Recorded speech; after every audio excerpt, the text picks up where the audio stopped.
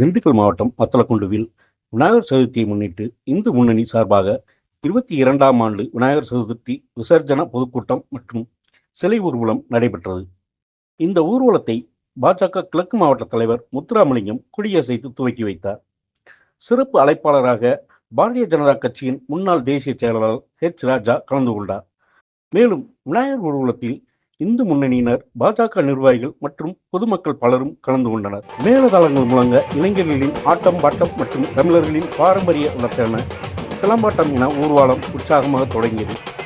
வத்தலக்குண்டு காளியம்மன் கோவில் அருகே தொடங்கிய ஊர்வலத்தில் விதவிதமான காட்சிகளில் பக்தர்களுக்கு காட்சியளித்த விநாயகர் தனித்தனி வாகனங்கள் மூலம் வத்தலக்குண்டு காளியம்மன் கோவிலில் தொடங்கி திண்டுக்கல் சாலை, பட்டிவீரன்பட்டி குறுக்கு சாலை, காந்தி நகர், பெரியம்மன் ரோடு, இங்கிலீஸ்புரம், அக்ராகரம் தெற்கு தெரு, உள்கடை வீதி, போஸ்ட் ஆபீஸ் ரோடு, வலை பஸ் நிலையம், மெயின் ரோடு, பெரிய பள்ளிவாசல் வழியாக உசிலம்பட்டி, செக்காப்பட்டி சென்று இறுதியாக வைகை ஆற்றில் கரைக்கப்பட்டன.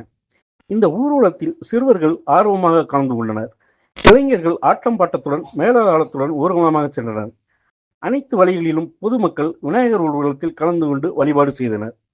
வத்தலக்குண்டு பெரிய பள்ளிவாசல் அருகே அதிகமான காவல்துறையினர் பாதுகாப்பு பணியில் ஈடுபட்டனர். விநாயகர் சிலை ஊர்வலத்தை முன்னிட்டு வத்தலக்குண்டில் சில இடங்களில் சிறிது நேரம் போக்குவரத்து தடை ஏற்பட்டிருந்தது. வத்தலக்குண்டிலிருந்து செய்தியாளர் மோகன்தாஸ்.